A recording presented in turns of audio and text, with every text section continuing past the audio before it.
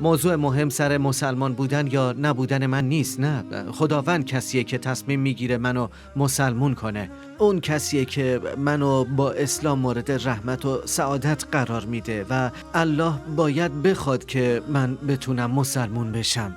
وقتی که شیخ مهدی مسلمان شد هیچی از اسلام نمیدونست، اما امروز به خدا قسم که از اونایی که مسلمان به دنیا اومدنم بهتره. اسلام مثل یه نور روشنه. اسلام راهی به سوی بهشته. اسلام مسئولیت ماست. اسلام همه چیز ماست. بارالله، ایشان را در زیر سایه ایمان الهیت نگاه دار و والاترین طبقات بهشت را به آنها ارزانی دار، چرا که تو با موهبت و هدایت قرآن آنها را مورد رحمت خیش قرار داده ای، همان گونه که با قرآن هدایتشان کردی. اهتديت في رحبه تحلو الحياة شوقا إلى المولى أتيت أسلمت روحي للإله نور الحنايا والطلوع لله أعلنت الرجوع آياته تغدو شموع ويفيض في قلبي سنا نور الحنايا والطلوع لله أعلنت الرجوع آياته تغدو شموع ويفيض. من مهدی متو هستم. اهل بلژیکم و همیشه همینجا زندگی کردم. 32 سال سن دارم و الحمدلله در سال 2001 وقتی که 19 سالم بود مسلمون شدم. واسه دیدار با مهدی راهی شهر بروکسل بلژیک شدیم. مهدی مردی بسیار نرمخو، مهربان و مؤدبه. من مسیحیت رو از معلم‌های دینی مسیحیمون یاد گرفتم. بین سن 6 تا 12 سالگی اونا روش‌های عبادت رو بهمون یاد میدادن. سبحان الله، چیزهایی هست که بچه‌ها بدون اینکه بهش فکر کنن قبول میکنن، اما وقتی بعضی چیزها مثل تثلیث رو بهمون یاد میدادن که خدا و پسر خدا و روح القدس با هم یکی‌ان و این حرفا، حتی تو اون سن هم مغز و قلب من به هیچ وجه قبولشون نمی‌کردن. الله میخواست منو از اون باورها محافظت کنه. من همیشه باور داشتم که الله سبحان یکیه، نه فرزندی داره و نه متولد شده. همیشه باور داشتم که عیسی پسر مریمه، کسی که پیامبر خداست و مریم مادرشه. مهدی قبل از اینکه مسلمون بشه از جمله داوطلبین کمک به بیخانمان‌ها بود و این کارش دلالت بر صافی قلبش میکنه، واسه اینکه انجام کار خیر و نیک رو دوست داره. اون موقع در مرکز کمک به بیخانمان‌ها عضو شدم. خانواده هایی بودن که برای زندگی به پناهگاه نیاز داشتن. افرادی بودن که خونه و کشورشون رو ترک کرده بودن که از یک یا خیلی چیزهای دیگه فرار کنن و وقتی که میان بلژیک در این شرایط بد قرار میگیرن. اون موقع قلب من واقعا به سوی معنویات باز شده بود و سعی میکردم هیچ گناهی مرتکب نشم. اگه به خاطر نور و رحمت الهی نبود من در اون سن کم این نشانه ها رو نمیدیدم. اون موقع نوجوانا و جوونا فقط با خوشگذرونی و ارتکاب به گناهان مختلف تخلیه می شدن. من حتما کاری کرده بودم که لیاقتشو داشتم که الله تعالی نور هدایت و رحمت رو بر زندگی من تابوند و منو هدایت کرد. در حدیث قدسی البته شما خیلی بهتر از من میدونید شیخ، الله سبحان میفرماید اگر آهسته به سویم بیایید من شتابان به طرفتان میایم. وقتی که ما به دنبال خوبی باشیم بالاخره خوبی رو پیدا میکنیم. في رحبه تحلو الحياة شوقا إلى المولى أتاي أسلمت روحي للإله. واسه همدردی و کمک به مردم کشور بورکینافاسو به اون کشور سفر میکنه. اونجا با اسلام آشنا میشه و اسلام به دلش میشینه.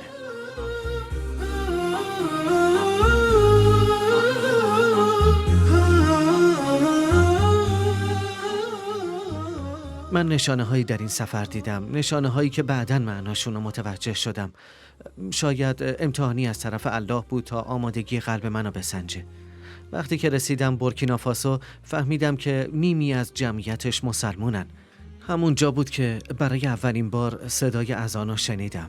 واقعاً برام لذت بخش بود، حس عجیبی داشتم.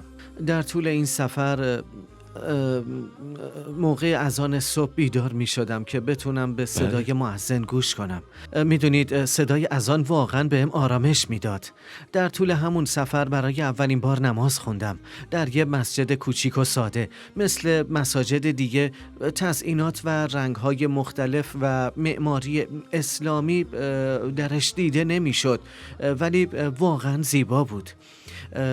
خیلی زیبا بود. وقتی که برای اولین بار رفتم داخلش، سبحان الله، حس عجیبی داشتم که به خانه ای از خانه های خدا دارم وارد میشم. یه حس عجیب و ناشناخته ای همه ی وجودم رو پر کرده بود. نمیتونستم بلافاصله بشینم. مدتی سر پا وایسادم و دور برم رو نگاه کردم. واقعا شگفت انگیز بود و نمیتونم حس و حال اون موقع رو براتون توصیف کنم. بله. کی و چطور با قرآن همراه شدی؟ چطور هدایت شدی؟ اولین باری که قرآن تلاوت کردی چطور بود؟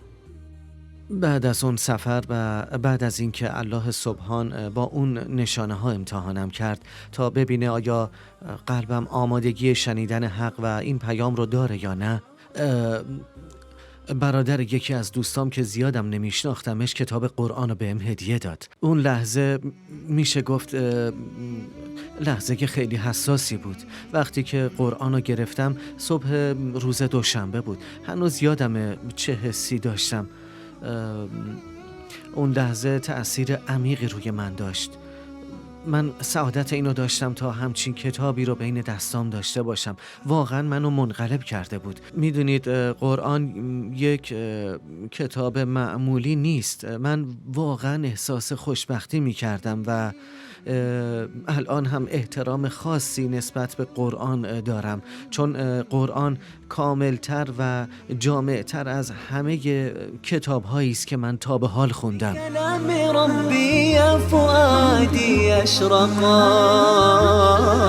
روحي وتلهج للإله لساني بكلام ربي يا فؤادي أشرقت روحي وتلهج للإله لساني. با این همه باز یه جورایی از خوندن قرآن و اینکه بفهمم توش چی نوشته مردد بودم. عجله داشتم که زود برگردم خونه که بتونم بشینم و بخونمش. سعی می کردم از این کتاب به بهترین نحو مراقبت کنم. وقتی که بازش کردم یه کمی هیجان داشتم. میدونید این کتاب یک کتاب معمولی نبود. قرآن بود. قرآن هم کتاب هدایت و نور بود. متوجه این که خواندن اولین آیات سوره ابراهیم اولین تلنگر واسه هدایت یافتن مهدی بود. الله سبحانه و تعالی در آیه های آغازین این سوره می‌فرمایند الف لام را، قرآن را برای تو فرستادیم تا مردم را به اذن پروردگار در پرتو تعلیمات آن با توفیق پروردگار از تاریکی و گمراهی به سوی نور ایمان راهنمون سازی. سبحان الله. مصحف رو برداشتم، اما قبل از باز کردن و خوندنش وضو گرفتم. البته نمیدونستم دقیقاً چطور باید این کارو بکنم.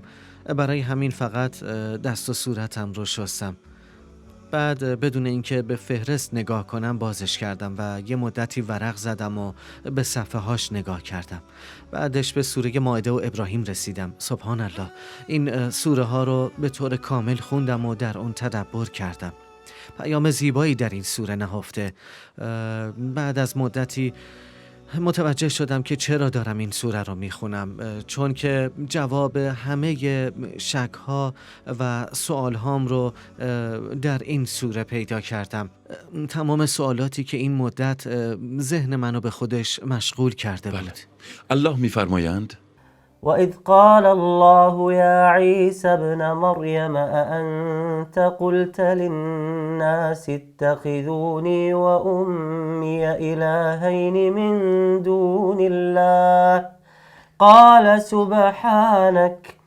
قال سبحانك ما يكون لي أن أقول ما ليس لي بحق إن كنت قلته فقد علمته تعلم ما في نفسي ولا أعلم ما في نفسك إنك أنت علام الغيوب.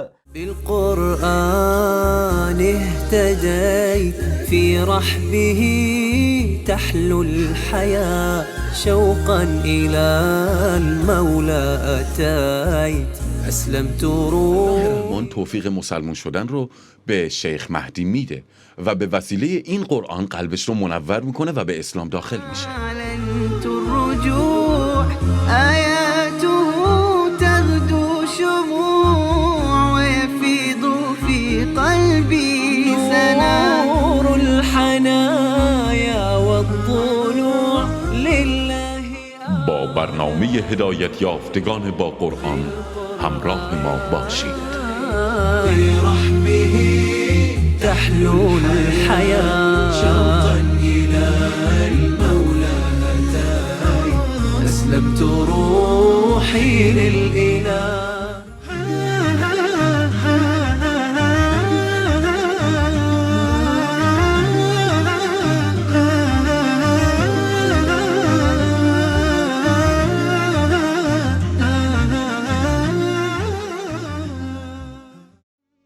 یادم میاد اوایل که ازم میپرسیدن یعنی حالا تو دیگه مسلمون شدی، بهشون میگفتم الله اعلم، انشاءالله به یاری الله به زودی مسلمون میشم. موضوع مهم سر مسلمان بودن یا مسلمان نبودنم نیست، نه، الله سبحان کسی است که تصمیم میگیره منو مسلمون کنه. اون کسیه که منو با اسلام مورد رحمت و سعادت قرار میده و فقط اگر اون بخواد که من مسلمون شم میتونم مسلمون شم. یه روز از خودم میپرسیدم که آیا من لیاقت این دینو دارم؟ قبل از اینکه با کسایی آشناشم که در مورد اسلام و قرآن برام توضیح میدادن همیشه این سوالو میپرسیدم، اما بعد همه سوالامو از این افراد میپرسیدم و باهاشون قرار ملاقات میذاشتم تا در مورد مسائل اسلامی با هم صحبت کنیم. اونا از معجزات قرآن و اکتشافات علمیش برام میگفتن. اینا کسایی بودن که به من کمک کردن تا مسلمون شم و بهم گفتن که تنها کاری که باید بکنم گفتن شهادتینه و در موردش برام توضیح دادن. اینطور شد که به لطف الله تونستم شهادتین رو بگم. اون لحظه واقعا لحظه زیبایی بود برام.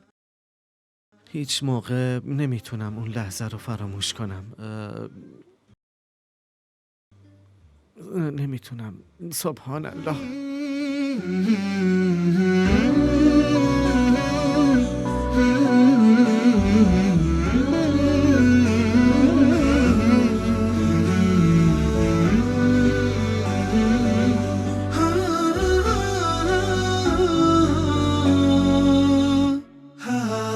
بهداية من فضل ربي جمال وقلبي يخضر إحساسي ودربي وملامحي حين انتدي. اسلام مثل یه نور روشنه. اسلام راهی واسه رسیدن به بهشت. اسلام مسئولیت ماست. ما باید از اسلام و ایمانمون محافظت کنیم. ایمان ما هم ممکنه افزایش پیدا کنه و هم کاهش. باید از خودمون بپرسیم که ما برای خدمت به اسلام کاری کردیم. پیامبر و صحابه کل زندگیشون رو وقف رسوندن اسلام به بلژیک و به من و خانواده من کردن. ما باید انقدر سوال بپرسیم تا همه چیزو بدونیم. ما هم در قبال اسلام و شناخته تر شدنش مسئولیت داریم. باید تلاش کنیم تا اسلام رو بیشتر و بیشتر گسترش بدیم. ما الان در راه مسجدی هستیم که شما خاطراتی به یاد موندنی در این مسجد دارید، خاطراتی زیبا. مسجد ابوبکر رضی الله عنه، چه خاطراتی از این مسجد دارید؟ من در مسجد ابوبکر رضی الله عنه با شیخ محمود آشنا شدم. شیخ محمود بود که اولین بار قرآن رو به هم آموزش داد و البته هنوز هم به هم آموزش میده. علاقه زیاد مهدی به یاد گرفتن زبان عربی و قرآن سبب میشه که ایشون به مسجد نزدیک خونشون بره و نزد شیخ محمود آموزش ببینه. سبحان الله. و جالب اینه که شیخ محمود هم اهل همون بورکینافاسوه. شیخ مهدی مثل تجربه های گذشته من نبود و با برخی برادرای دیگه که به اسلام وارد می شدن متفاوت بود. ماشاءالله باشون فرق میکنه. ماشاءالله خیلی فرق داره. میتونی برام بگی که چه فرقی داشت؟ پشتکار خیلی بالایی برای یاد گرفتن زوایای مختلف دین داره. اون دین اسلام و عاشقانه دوست داره و همش میخواد چیزای بیشتری راجبش بدونه. بیشتر وقتایی که زبانشو برای حرف زدن حرکت میده داره راجب دین حرف میزنه. من شخصا هرگز ندیدم که به مسائل دنیوی و مالی اهمیت بده و در موردشون حرف بزنه. اهدنا الصراط المستقیم صراط الذين أنعمت عليهم غير المغضوب عليهم ولا الضالين. يا نفحة القرآن فوحي عطرا على قلبي وروحي يا بلسما يطوي جروحي لولا الهداية ما ارتويت. من سوره فاتحه رو قبل از مسلمون شدن یاد گرفتم. اون موقع خیلی این سوره رو دوست داشتم. قبل از مسلمون شدن به زبان فرانسوی خوندمش و یکی از دوستام در حفظ کردن و تفسیرش خیلی بهم کمک کرد. ترجمه ها واسم خیلی جذاب بود. بعد از اون هم در یادگیری سوره اخلاص و کوثر بهم کمک کرد. بعد خودم با استفاده از کتابی که نوشته عربی رو به فرانسه برگردان کرده بود به یادگیری سوره ها ادامه دادم. اما تلفظ حروف عربی خیلی سخت بود. ها، خا، قا واقعا خیلی سخت بود، خیلی مشکل بود. مهدی همیشه مصمم بود که به مسجد بره و نمازو با جماعت بخونه. حتی وقتایی که مؤذن نبود ایشون به جای مؤذن از اون میگفت الله اکبر الله اکبر اشهد ان لا اله الا الله. اولش نمیدونست که چطور باید اذان بگه. اما به اذان گفتن ماها گوش میکرد و میدید که ما چطوری این کارو میکنیم و بعد کم کم یاد گرفت و بعد یه روزی به من گفتش که میخواد اذانو به همون شکلی که توی بورکینافاسو میشنید بگه. شیخ بعد از اینکه مسلمان شدین و الحمدلله به اسلام پایبند شدین برخورد خانواده با شما چطور بود؟ اسلام خیلی چیزا را تغییر میده. الحمدلله خیلی چیزا با اسلام بهتر میشه. رابطه من و خانوادم بر پایه احترام بنا شده. برای همینم وقتی مسلمون شدم اعتراضی نکردن. اصلا براشون مهم نبود من مسلمون شم یا بودایی شم یا یهودی. همین که برای خودم و اونا مشکل و دردسری درست نمی کردم کافی بود. و اینکه من حق داشتم برای زندگیم تصمیم بگیرم و اینم انتخاب من بود و خودم خواستم که مسلمون بشم. دین رحمتی از جانب الله. این دین به حضرت محمد صلی الله علیه و آله و سلم هدیه شد تا ما رو از تاریکی به روشنایی ببره. اما ما باید تعلیمات این دین رو یاد بگیریم. همونطور که میبینین وقتی که شیخ مهدی مسلمان شد هیچی از اسلام نمیدونست، اما امروز به خدا قسم از اونایی که مسلمان به دنیا اومدن هم بیشتر میدونه. یا الله على طریق الهدى ثبتني يا الله على طريق الهدى فكل ما أخشى سوء الختام. برادران شما در وبسایت nunquran.com که خداوند جزای خیرشون بده و برکت رو ارزونیشون بداره با ما همراه خواهند بود تا در هر امر خیری همکاری و پشتیبانی کنن و بتونن اجری از این کار خیر ببرن. آرزوی شما چیه شیخ مهدی؟ برنامه ای دارم که به زودی بتونم یه کتابخونه مجهز رو تأسیس کنم، یه کتابخونه نزدیک همون مسجد ابوبکر که شیخ محمود اونجا بودن. ما از همه خواستیم که در جهت ساخت و راه اندازی این کتابخونه به همون کمک کنن. حالا هر کس در حد توانش، یکی برای خرید کتاب کمک میکنه و یکی در زمینه خرید قفسه یا موارد دیگه‌ای که نیاز هست. تا به حال این کار پیشرفت خیلی زیادی نداشته.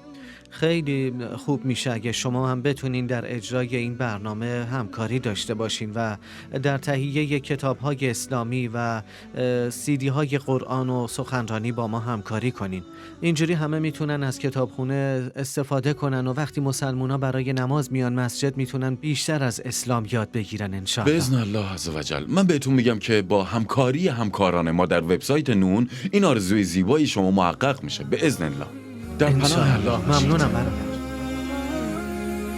أسير بدرب قرآني فيشرق صبحه الحاني أرتله وأحفظه وأقرأه بمعاني أسير بدرب قرآني ربيعي أنس أيامي صديقي بوح أحلامي شفاء الهم والشقوى يداوي جرحي الدامي ربيعي أنس أيامي صديقي بوح أحلامي شفاء الهم والشقوى يداوي جرحي الدامي ولما تهت ثم أتيت لدرب كلام رب البيت وجدت النور والسلوى مع القرآن اهتديت مع القرآن اهتديت أسير بدرب قرآني فيشرق صبحه الحاني أرتله وأحفظه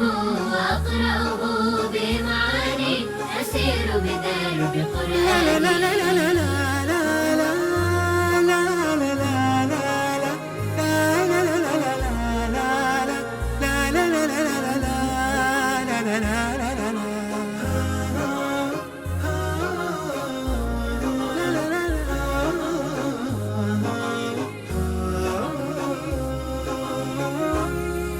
جنى وشذا وأوراق لروض الجنة ساق أخي إما مررت بها فثم النفع رقراق جنى وشذا وأوراق لروض الجنة ساق أخي إما مررت بها فثم النفع رقراق ولما تهت ثم أتيت لدرب كلام رب البيت وجدت النور والسلوى مع القرآن اهتديت مع القرآن اهتديت